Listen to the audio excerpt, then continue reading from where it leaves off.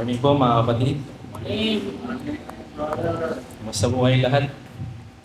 Sana ay mabuti kayo sa kalagayan. Tayo po ay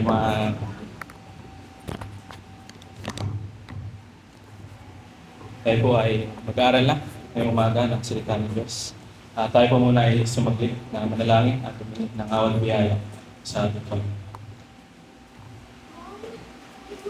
Let's pray.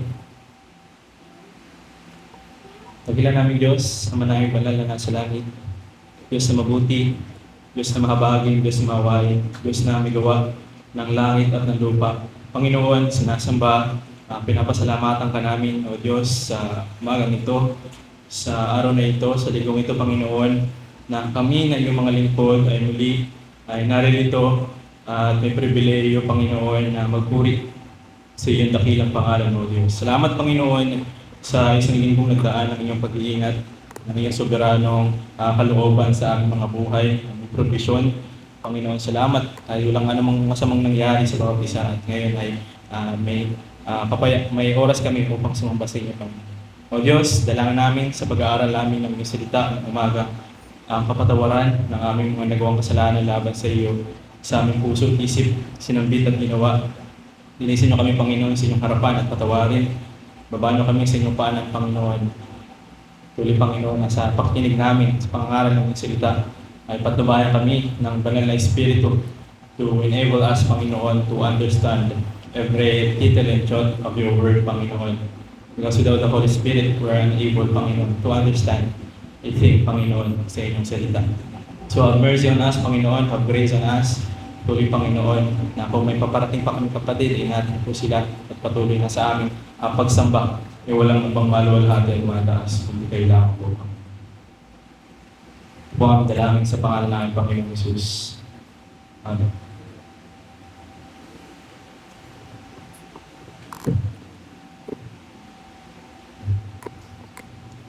Dalawang linggo na ang nakakalipas since our beloved Sister Nelly died. Lahat tayo ay nagulat at hindi makapaniwala sa nangyari. Well, I believe hanggang ngayon, lalo sa mga close relatives and especially kay Brother Manny, it is truly a devastating and shocking event. And para bang napaka-imposible nitong mangyari. How come a young lady na nagsisimula pa lang sa kanyang buhay may pamilya ay bigla na lamang mamamaalam sa atin sa isang iglap? Marahil sa pananaw ng mundo ay unfair and acceptable ito, but praise God, we do not believe in that idea. Because we believe that whatever that is happening sa mundo, especially sa buhay ng mga mananampalataya, ay hindi ito linid sa kaalaman ng Diyos. In fact, sabi ng Bible, niloob niya ito. Niloloob niya ito. Tayo ay sumasampalataya sa soberanong Diyos ng Biblia, na may kakayahang mamahala, may kakayahang maghari at magpanatili ng kanyang sanglilikha. Lalong higit sa buhay ng kanyang mga lingkod. Bagamat hindi maganda, it is true na hindi maganda ang nangyari, we cannot deny the truth because tao pa rin tayo at the end of the day na mayroong emosyon. Of course, we are sad. We are very sad sa nangyari. We mourn for the loss of the physical presence of Sister Nelly. And we will miss her indeed. But mga kapatid, kung titignan natin, ang nangyari kay Sister Nelly, mas pinapakita lang nito na totoo ang ating pinaniniwalaan. Na totoo ang sinasabi ng salita ng Diyos.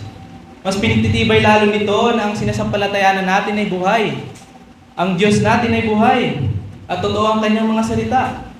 Sabi sa kanyang salita, sa Hebrews chapter 9 verse 27, it is appointed to man to die once, and after that comes judgment. So totoo talaga ang salita ng Diyos.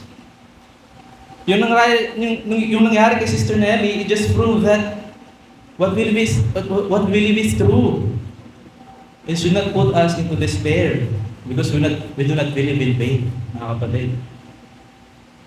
Mga kapatid, kung ang promise ng kamatayan ng tao ay totoo, ganon din naman na totoo at realidad ang iba pa niyang mga pangako sa kanyang mga salita. And I believe na ang nangyari sa ating kapatid ay nagsilbing paalala sa atin na balang araw, tayo rin, o bukas, o sa makalawa, o marahil mamaya, ay tayo naman ang ihiga sa maliit na espasyong kwadrado sa harapan ng maraming tao. Lalo lang nitong mas binibiyang katotohanan na lahat na meron tayo sa mundong ito ay iiwan din natin. Kahit mas bigyan natin pansin yung sa ating mga buhay, yung mga bagay na nakalulugod at nakaluluwalhati sa Diyos. Bagay na espiritual, bagay na makalangit, at mga bagay na hindi nakikita. At andyan din naman ang paalala ni Apostol Pablo sa kanyang sulat sa pangalawang Korinto. Kaya aniyahan ko kayo mga kapatid na buksan ninyo yung mga Bible sa aklat ng pangalawang Korinto. 2 Corinthians chapter 4, verse 16 to 18. 2 Corinthians chapter 4, verse 16 to 18. Ako na lamang po ang babasa, sundan nyo na lamang ng inyong mga mata. At babasahin ko po ito sa English Standard Version. 2 Corinthians chapter 4, verse 16, itong salita ng Diyos. So we do not lose heart. Though our outer self is wasting away, our inner self is being renewed day by day. For this light momentary affliction is preparing for us an eternal weight of glory beyond all comparison. As we look not to the things that are seen, but to the things that aren't unseen. For the things that are seen are transient or temporary, but the things that are unseen are eternal. Mga kapatid, ito ang salita ng Diyos. Makinig tayo. Ang background, mga kapatid, ng 2 Corinthians na ating binasa ay ito ang pangalawang sulat ni Apostol Pablo sa Church of Corinth. At ang theme ng 2 Corinthians, mga kapatid, ay walang iba kundi sufferings, paghihirap. In fact, in chapter 1 verse 8, sinabi dito ni Apostol Pablo na yung mga dinadanas nila, kung babalikan natin sa chapter 1 verse 8, tignan natin saglit mga kapatid upang ating mas ma-appreciate ang ating pag-aaral. Sabi ni Apostol Paul, for we do not want you to be, verse 8, for we do not want you to be unaware, brothers, of the afflictions we've experienced in Asia, for we were so utterly burdened beyond our strength that we despaired the life itself. Verse 9, indeed, we thought that we had received the sentence of death, but that was to make us rely not on ourselves, but on God. Yung naranasan nila Apostle Paul na affliction, yung paghihirap, is near to death. Malapit na sa kamatayan. And in chapter 6, verse 5, sabi ni Apostle Paul, sila ay hinagupit, sila ay ibinalanggo, sila ay binugbog. Si Apostle Paul nagtrabaho ng sobra sa oras. Sila ay napuyat at nagutom. At hindi nilang naranasan yung mga paghihirap sa mga hindi mananampalataya. In fact, mga kapatid, ganun din sa unrepentant minority sa loob ng Corinth. So sa kamay din ng mga mananampalataya, naghihirapan si Apostle Paul. Yung sa chapter 3 verse 1, pinaratangan sila Apostle Paul na mayayabang. Sa chapter 5 verse 13, pinaratangan sila mga wala sa tamang pag-iisip. Mga baliw sila Apostle Pablo. Ay nang paratang sa kanila. And sa chapter 11 verse 6, tinuya siya si Apostle Paul dahil hindi siya eloquent magsalita. So si Apostle Paul pala, hindi siya katulad ng mga preachers na nakikita natin na napakagaling mag-preach. Hindi ganun si Apostle Paul. So yung sufferings dito ni Apostle Paul, hindi lang sa kamay ng mga pagano, ganun din yung pag-uusig sa kanyang sinimulang iglesia sa Corinthians. Kaya nga si Apostle Paul, kung babasahin natin sa chapter 2 verse 4, tignan natin mga kapatid. Sa chapter 2 verse 4, sabi ni Apostle Paul dito, for I wrote to you out of much affliction and anguish of heart, and with many tears, not to cause you pain, but to let you know that the abundant love that I have for you. So sinusulat niya ito ni Apostle Paul. Umiiyak siya. Napipighati si Apostle Pablo. Dito sa Book of Corinth, pinapakita dito ni Apostle Pablo na he is suffering from inside and out. Sa kanyang pisikal, nahihirapan siya. Ganon din sa kanyang kalooban. Siya nahihirapan. He is suffering. He is in pain. And doon mga kapatid, ang tema ng 2 Corinthians ay suffering. Ay pinapakita din naman dito yung sufficient grace ng Panginoon sa kanyang mga lingkod. In fact, mga kapatid, sa chapter 1 pa lang, verse 3, pagkatapos ng kanyang salutation o ng kanyang pagpapakilala, ipinakilala niya na agad ng Diyos bilang Father of mercies and God of all comfort. Ama ng kahabagan at Diyos na pinagmulan ng kaaliwan. And in chapter 1, verse 9 to 10 din, pinakita dito yung deliverance ng Diyos sa kanilang dinadanas. And in chapter 12, verse 9 to 10, ito, mas familiar tayo dito. Dito si Apostle Pablo, yung pinausap siya ng Diyos, na nagpiplead si Apostle Paul na mawala na yung turn in the flesh niya. Many theologians na sabi ito yung sakit. Binigyan siya ng sakit ng Panginoon. But still, sa sakit ni Apostle Pablo, pinapakita pa rin dito yung sufficiency ng biyaya ng Panginoon, ng Diyos. At yung means ng ating affliction, yung means ng ating paghihirap. Niloloob ng Diyos yung mga pagsubok, yung mga kapigatian sa ating buhay upang hindi tayo magtiwala sa ating mga sarili, mga kapatid, kundi sa Kanya lamang. That though there is suffering, nandiyan din naman yung biyaya ng Diyos na mag-i-equip sa atin upang magpatuloy sa paglilingkod at hindi masiraan ng loob. Kaya sabi niya, Apostle Paul, we do not lose heart. I do not lose heart. At dito ko rin kinuha ang ating mensahe ngayong umaga. At ang ating mensahe at hamon na ito, it just came from our passage read from Apostle Paul. At sinabi din naman ni Apostle Paul. Ang ating mensahe ito, simply this, do not lose heart. Do not lose heart. Huwag kang mawalan ng pag-asa. Huwag kang manghina. Anong man ang iyong pinagdadaanan, huwag kang mahinaho. Huwag kang manlupaypay. Huwag kang magsawa. At dalawang bagay ang ating titignan sa ating text na binasa. Unang bagay is yung hindi nagagabing pananampalataya. At pangalawa, matang nakatuon sa di nakikita. Unang bagay, hindi nagagabing pananampalataya. Sa verse 16, sabi dito ni Apostle Paul, so we do not lose heart. Though our outer self is wasting away, our inner self is being renewed day by day. Sa other translation, sinabi diyan, therefore, we do not lose heart. So, pag sinabing therefore, mga kapatid, when you read the Bible, in order for you to understand yung therefore na yan, kailangan natin balikan yung mga naunang talata na sinabi ni Apostle Pablo. At yung mga naunang talata na yon ay nasa chapter 3, verse 5 to 15. Bakit niya kayang sabihin na we do not lose heart? Bakit hindi sila nasisiraan ng loob? Higyan natin saglit ang chapter 3, verse 5 to 15. Ako na lang ang nababasa. Sabi dito, salita ng Diyos, verse 5, that we are sufficient in ourselves to claim anything as coming from us, but our sufficiency is from God, who was made us sufficient to be ministers of the new covenant. Not of the letter, but of the Spirit. For the letter kills, but the Spirit gives life. Verse 7, now the ministry of death, carved in letters on stone, came with such glory that the Israelites could not gaze at Moses' face because of his glory, which was being brought to an end.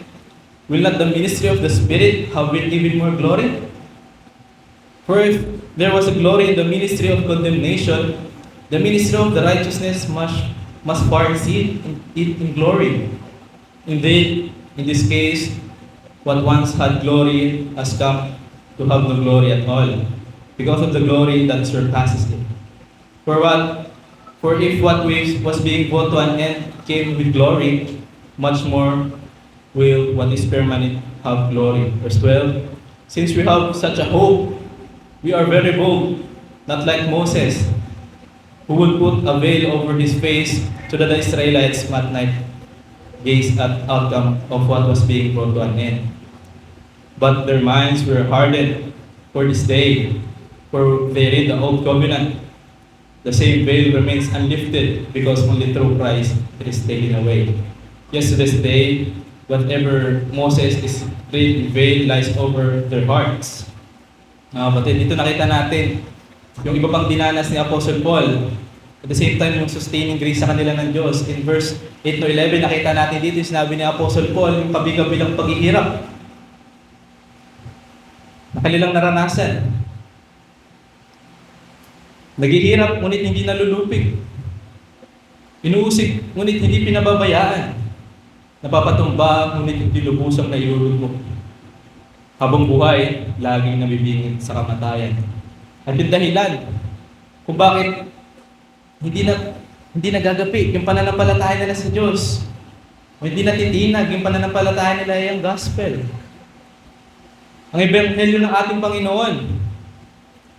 In verse 6 to 7, yung tinutukoy dito, yung gospel, yung magandang balita na ipinaunawa sa kanilang Panginoon.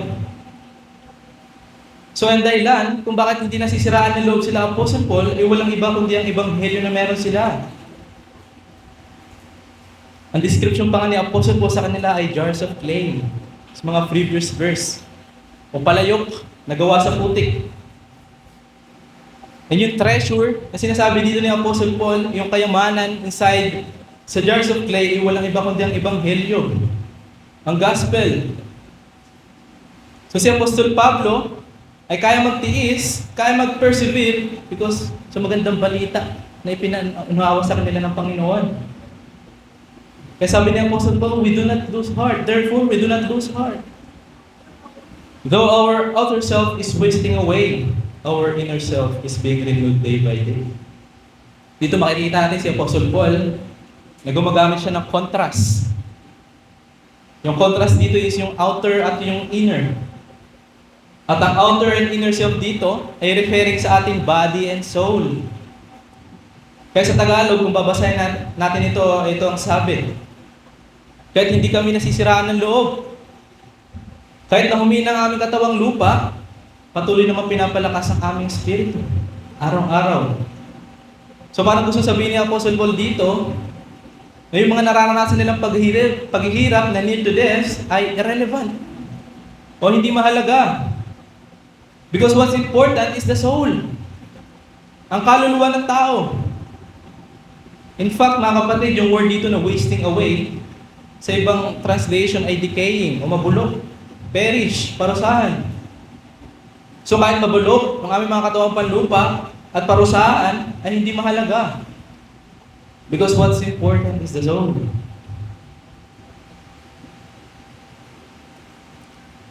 Though our outer self is wasting away, our inner self is being renewed day by day. Our soul is being renewed day by day. And I want to give emphasis sa word na day by day, mga kapatid. Because magkakaroon lang tayo ng result na katulad nila Apostle Paul if you're also saturated of the gospel. If we are saturated of the gospel. Kaya nga si Apostle Paul, willing to forsake yung kanyang physical body because of the gospel. He is gospel saturated. Day by day, the gospel is always new to them. Parang bago, kaya nga renew. From the word re. Sabihin, ulitin. Baga sa laro, restart. Ulitin yung laro. O kaya reform. Wala sa tamang form, kaya re-reform. Renew. Renew day by day. Parang itong bago sa kanila, yung ebanghelyo. At yung mga pangako ng ebanghelyo sa kanila na lagi nilang hawak. Yung salvation ng soul. Kaya nga si Apostle Paul ay confident. Though our physical body is decaying away, our soul is being reminded of the gospel day by day and the promises of it. In the word day by day, mga kapatid, o araw-araw, indicates that our renewal understanding of the gospel should be on daily basis. That our renewal of understanding of the gospel should be on daily basis. You should renew your understanding of the gospel day by day. Because we are tempted, o we are ought to forget it, mga kapatid. Kaya ang hamon sa atin, araw-araw nating balikan yung tamis ng ebanghelyong nagligtas sa atin. Sa pamamagitan ng araw-araw na pagbasa ng salita ng Diyos at panghawakan ng mga pangako nito. Dito, pinakita ni Apostle Pablo yung importansya ng daily intake natin ng Scripture.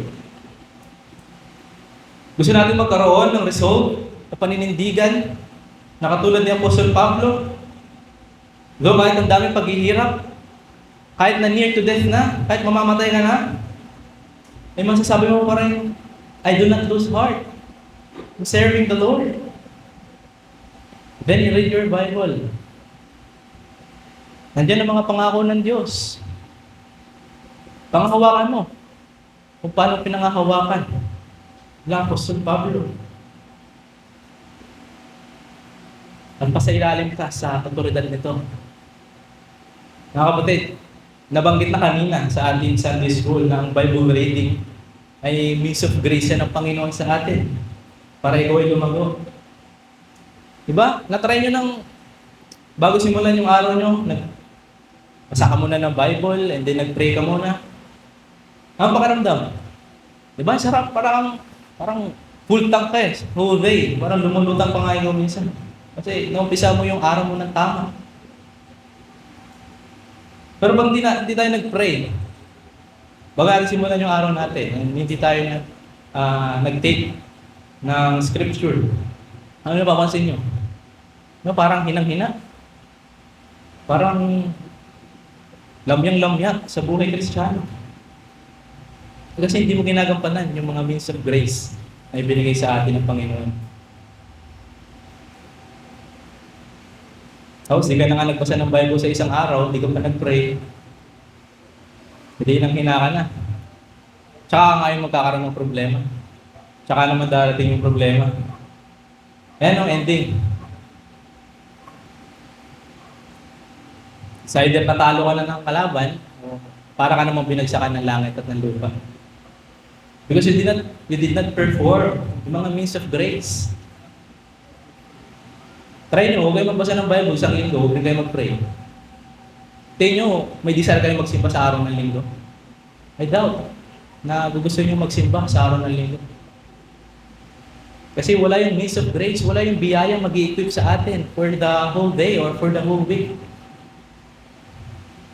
Kaya ang hamon sa atin mga kapatid is simply read your Bible and grasp yung mga promises ng pangako. Kung gaano sila Apostle Paul, gano'n na lang tumindig sa kanilang mga prinsipyo dahil nakatindig yun sa salita ng Diyos. Yung mga pangako ng Diyos na hindi sila iiwanan. Even though the outward self is perishing, kahit magkasakit-sakit na, kahit magkaletse-letse na, still, may promise na hindi kayo iwanan ng Panginoon. So, always remind yourself, yung sweetness ng gospel, na minsan mo natamo that merong isang tao na namatay in behalf of me, anak ng Diyos. Hindi siya nagkasala. Pero sabi sa Bible, sa chapter 5, kung babasahin natin dito, tinuro siya makasalanan. On behalf of you and me, mga kapatid. So, bibigyan ka ng lakas yan for the whole day to live sa mga pangako ng Diyos o sa salita ng Diyos, mga kapatid. So always remind yourselves of the gospel because we tend to forget it every day. Sabi pa ni Apostle Pablo, for this light momentary affliction, tingnan niyo yung mga Bible, is preparing for us an eternal weight of glory beyond all comparison. Si Apostle Paul again ay gumamit ng mga contrast. Light momentary and eternal weight. Tignan muna natin yung unang phrase ng light momentary affliction ay i-describe. The word light, meaning yan is easy to bear, magaan. Yung word na light dyan is the same light na ginamit ni Jesus Christ nung sa kanyang gospel invitation sa Matthew chapter 11 verse 28. Ano sabi ni Christ doon? Come to me, all you labor and heavily laden, and I will give you rest. Take my yoke upon you and learn from me, for I am gentle and lowly in heart, and you will find rest for your soul. For my yoke is easy and my burden is light. That is the same light na ginamit ni Apostle Paul. And yung momentary dito, sabihin lang yan, for a season, for a short time, for a moment, o sa maikling panahon. And yung affliction dito means to be pressed or to pressure. Di ba, ang picture niyan, kapag umaharap tayo sa mga pagsubok, para tayong iniipit. Pinipress tayo sa mga pagsubok na dumadaan sa atin. Kumbaga, yung mga pagsubok nasa mga likuran natin at tayo ay naiipit. Ay yung affliction, meaning affliction dyan. So dito si Apostle Paul, hindi niya niro-romanticize ang affliction and suffering na pwedeng harapin ng isang Kristiyano. Hindi niya dinideny na lahat tayo talaga ay dadating sa panahon na susubukin ng pananampalataya. Unlike other so-called preachers today na nangangaral na kapag ikaw ay Kristiyano na, tapos na lahat ng problema mo kasi nasa na si Jesus. No, mga kapatid. Dahil kung talagang possess mo si Christ, susubukin niya sa paraan ng pagsubok. At lahat ng professing Christians ay dadaan din sa panahon na para bang kinakalimutan ka na ng Diyos. Kaya hanggang sa dadali ng iyong pananampalataya. And good thing mga kapatid, kung bakit nasabi ni Apostle Paul na light ito, yung light affliction, though it is affliction, it is the same affliction na nararanasan natin, but it is light. Why it is light? Bakit ito magaan lang? Because it is just for a moment. Sandali lamang. Yes, ito ay affliction, mahirap ito, but at the same time, it is light. Magaan lang ito. Why? Because it is just for a moment. Sandali lang. At bakit nga nasabing sandali lang? Dahil sa pinagkumparahan. Tingnan natin yung mga sumunod na sinabi ni Apostle Paul. For this light momentary affliction is preparing for us an eternal weight of glory beyond all comparison. Yun yung synonymous verse nito sa Romans chapter 8 verse 18. We're very familiar with it. Sabi dito, for consider that the sufferings of this present time are not worth comparing with the glory that is to be revealed to us. So human life, with an average of 70 years old, may kumpara natin sa eternity, it is just for a moment, mga kapatid. Ang ating pasakit, ang ating paghihirap, at pinagdadaanan ngayon, paalala ng Apostol Pablo, it is just for a moment. At lilipas din. But what we look forward is the glorious return of Christ. And the resurrection and restoration of our body, mga kapatid. Yung glorified body na ipagkakaloob sa atin ng Diyos, that is what we wait. Di ba si Moses, yung pinag-usapan dito sa chapter 3, yung mukha ni Moses, bago siya, yung nakipag-usap siya sa Diyos sa bundok, nagningning yung mukha niya. And yung Israelites did not dare to look to Moses' face. Hindi lang dahil natatakot sila, but they cannot look on Moses' face. Dahil sa glory ng Diyos na nasa mukha ni Moses. That is what we long for, mga kapatid. Yung glory na ibibigay sa atin ng Panginoon. That is what we look forward. Even though may suffering, yung glory ng Diyos na mariribid sa atin pagdating ng panahon at magiging kabahagi nga sa kanyang kaluwalhatian. But in reality, mga kapatid, talagang mahirap mamuhay sa mundo. Maraming affliction, maraming suffering. Mas marami pa yatang paghihirap kaysa makalasap ka ng ginhawa sa mundong ito. Eh, buti na lang, may comfort tayo sa salita ng Diyos. But it is not forever. Everything will be over very, very soon. So be mindful of the duration, mga kapatid. This is the promise of God. It is just for a moment. So, challenge sa atin, how do you view your affliction? Paano mo tinitignan yung paghihirap mo ngayon? Hindi ko alam kung anong pinagdadaanan mo. But one thing I know, and this is for sure, that is just for a moment. Sandali lamang yan. Sabi nga ng isang theologian, our hope is not tomorrow is better than today, but eternity is better than the present. Our hope It's not tomorrow is better than today, but eternity is better than the present. Kaya tignan mo, at iayos ang iyong pananaw sa iyong buhay, sa iyong pinagdadaanan, bilang hindi magtatagal at sandaling panahon na lamang ay lilipas na rin. Pangalawang bagay na ating makikita ay yung matang nakatuon sa hindi nakikita. Sabi ni Apostle Paul, as we look not the things that are seen, but to the things that are unseen. For the things that are seen are transient or temporary, but the things that are unseen are eternal. Yung things are seen dyan is yung earthly things.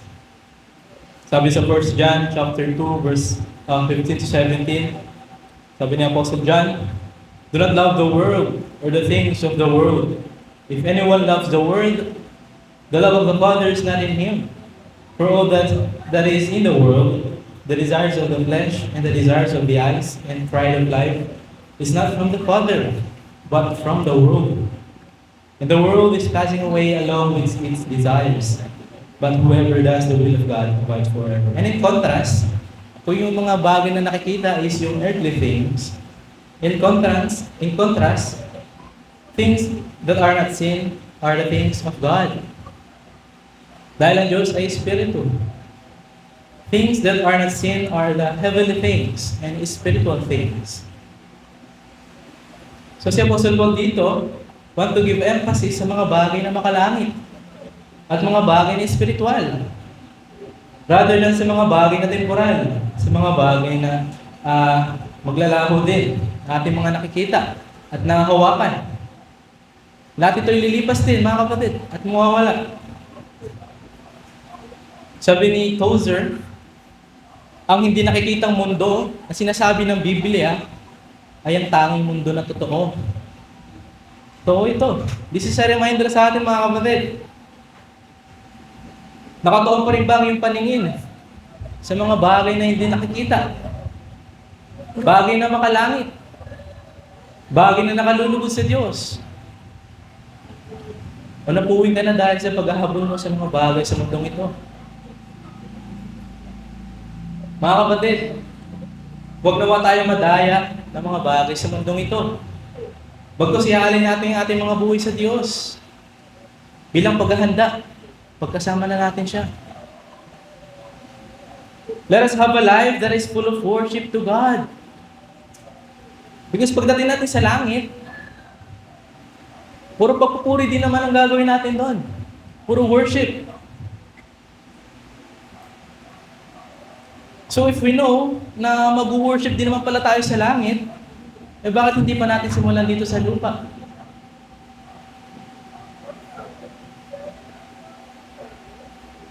That is why sometimes, mga kapatid, I doubt minsan, yung mga nagpo-profess na Kristiyano, pero sa araw ng Sabat ay hindi mo makita.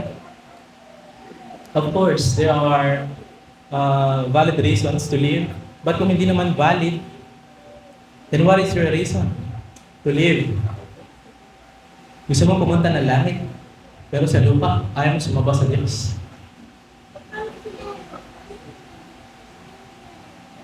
That is a contradiction, my friend. Kaya mga kapatid, bigyan natin ng higit na importansya sa ating mga buhay, ang mga bagay na espiritual, bagay na makamundo.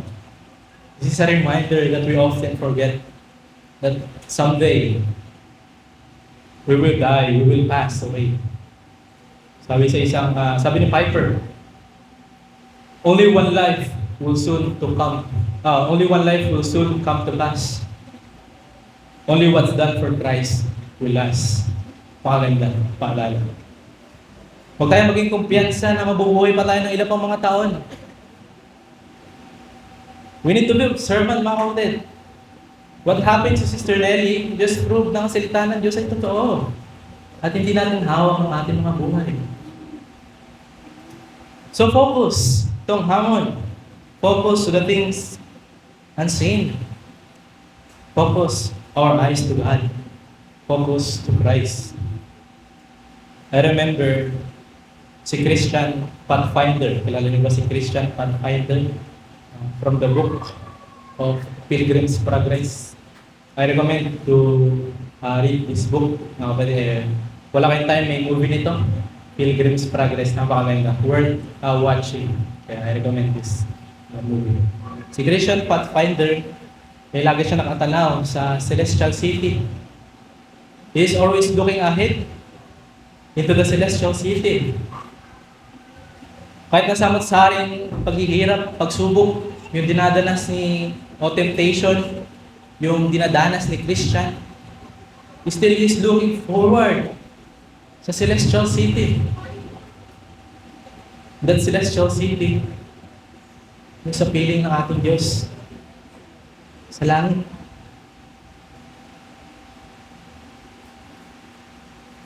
So hamon, paano natin magagawang tumingin sa mga bagay na hindi nakikita? Simply look in faith. Look in faith. Sabi sa Hebrews. I invite you to open your Bible to Hebrews at magtatapos na tayo dito. Chapter 11 verse 1 at babasahin ko ito sa Tagalog. Ang pananampalataya ay katiyakan na mangyayari ang ating mga inaasahan at pinanindigan tungkol sa mga bagay na hindi nakikita. This is faith. Panghawakan mo ang salita ng Diyos. Nang may pagtitiwala na ito'y realidad sa iyong buhay at totoong mangyayari, mga kapatid. As I close, one of my favorite quote from Jonathan Edwards. He says, Lord, and I will add some things, stamp eternity, and stamp also the invisible things on my eyeballs. Again, Lord, stamp eternity and invisible things on my eyeballs. Let us pray. Father God, thank you for this time, for such moment, Lord, that you give to us. We are very privileged for this kind of work, Panginoon, na makapagsilbi sa iyo. May your word remind every one of us, even me, na not to look on the things that are temporary, but to look on you, who is eternal, Panginoon, sa aming mga buhay. Gawain yung salita ay tumimo sa aming puso at isipan. Dahil hindi na nito, Panginoon, aksidente lamang ng posing niloob kung napakinggan ng bawat isa. Kaya nawa, Panginoon, sa pagkatapos ng pangaral, ay walang ibang naitaas at naluwalhati. Hindi ang dakilang pangalan, Panginoon. At sa pagpapatuloy na aming gawain, tuloy, Panginoon, na walang ibang maitaas at maluwalhati, kundi ang dakilang pangalan, Panginoon. Ito ang dalangin sa pangalan ng Panginoon Jesus.